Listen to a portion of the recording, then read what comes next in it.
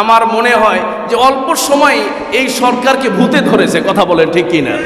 তিনি পুরা ইহুদি খ্রিস্টানদের যা প্ল্যান আছে সব প্ল্যান এখানে বাস্তবায়ন করার চেষ্টা করছে, কথা বলুন ঠিক কিনা। তিনি প্রজ্ঞাপন জারি করেছেন যে প্রাথমিক বিদ্যালয়গুলোতে গানের শিক্ষক নিয়োগ দেওয়া হবে, জোরে বলেন নাউজুবিল্লাহ। যে প্রজ্ঞাপন জারি করা হয়েছে, যে সিদ্ধান্ত প্রকাশ করা হয়েছে, এর তীব্র নিন্দা এবং প্রতিবাদ জানাচ্ছি, কথা বলুন ঠিক কিনা।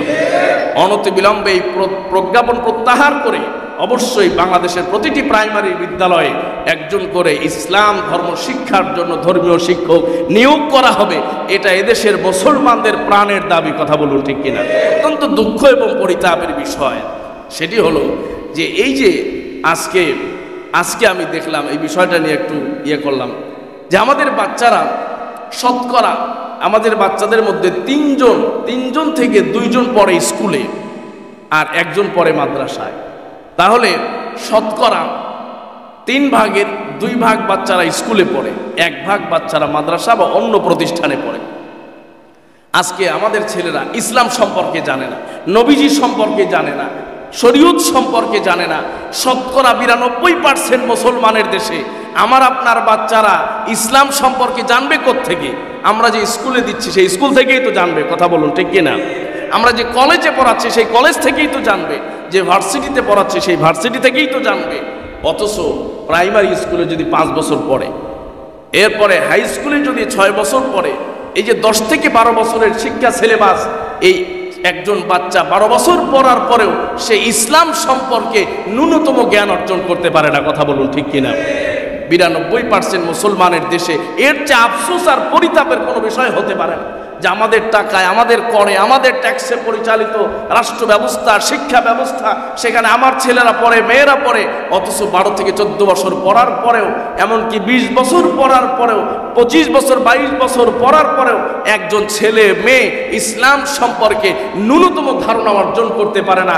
এটা এই বাংলাদেশের মতো 92% মুসলমানের দেশে মেনে নেওয়ার মতো নয়, কথা বলুন ঠিক কিনা।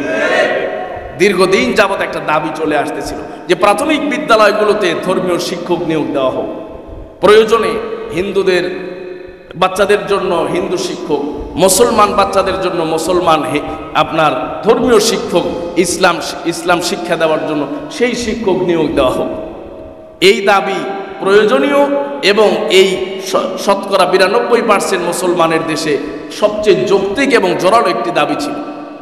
কিন্তু বর্তমান পরবর্তী যে সরকার আছে, তিনি মুসলমানদের এই মৌলিক দাবি, শতকরা 92% মুসলমানের দেশের এই জনচাহিদার এই দাবিকে এবং জনগণের সবচেয়ে অপরিহার্য এই দাবিকে উপেক্ষা করে তিনি প্রজ্ঞাপন জারি করেছেন যে প্রাথমিক বিদ্যালয়গুলোতে গানের শিক্ষক নিয়োগ দেওয়া হবে, জোরে বলেন নাউজুবিল্লাহ।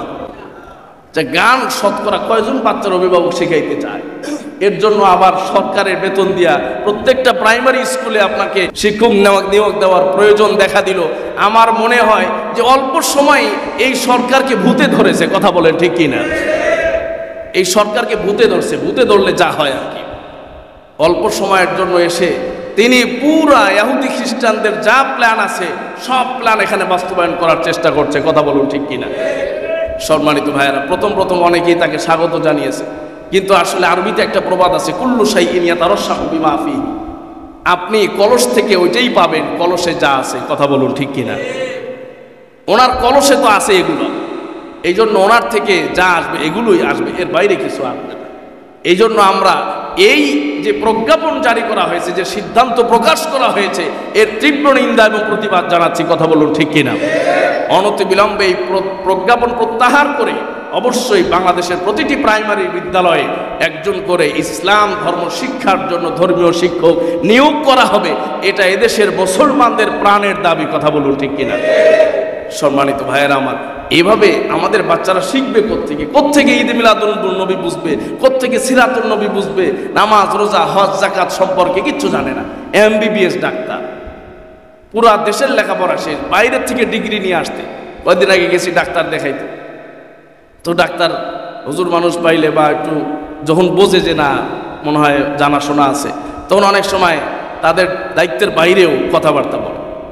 তো কথাবার্তার ফাঁকে, বিভিন্ন কথার ফাঁকে একটা বুঝলাম যে ইসলাম সম্পর্কে একজন ওই মানুষটার ন্যূনতম ধারণাও নাই, অথচ সে একজন কত বড় শিক্ষিত, আমেরিকা থেকে ডিগ্রি প্রাপ্ত একজন বড় বিসিএস ক্যাডার, বড় ডাক্তার। তাহলে বাংলাদেশের শিক্ষা ব্যবস্থাটাকে এমনভাবে করা হয়েছে যে আপনার ছেলে বিসিএস হোক, আপনার ছেলে লেখাপড়া শেষ করুক, যাই করুক না কেন, ইসলাম সম্পর্কে ধারণা হবে না। সম্মানিত ভাইয়েরা, এই জন্য এই বিষয়টি আমাদের জন্য উদ্বেগজনক। আল্লাহ তাআলা আমাদেরকে এই নানামুখী ষড়যন্ত্র থেকে হেফাজত করুন, সবাই পড়ি আমিন। বয়ান বক্তৃতা দিয়ে আসলে আমাদের ঈমান ঠিক রাখা কঠিন হয়ে যাবে, মূলে যদি আমরা ঠিক না করতে পারি। বাচ্চাদেরকে স্কুলে দিচ্ছি, তারা পড়াশোনা করতেছে, মানসিকভাবে সেখান থেকে যদি প্রস্তুত না হয়, তাহলে এই একদিনের বয়ানে, এক বৎসরের বয়ানে, বাৎসরিক বয়ানে, বাৎসরিক তাফসিরে আসলে মানুষকে এইভাবে মডিফাই করে চেতনাটাকে পরিপূর্ণভাবে, সুন্দরভাবে, ভালো চেতনায় উদ্বুদ্ধ করা, তৈরি করা, এটা কোনো সময় সম্ভব হবে না। এই জন্য এদের টার্গেট হলো শিক্ষা ব্যবস্থা।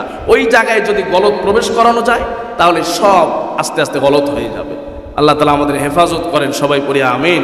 ওমা আলাইনা ইল্লাল বালাগ ওয়া আখিরু দাওয়ানা আলহামদুলিল্লাহি রাব্বিল আলামিন।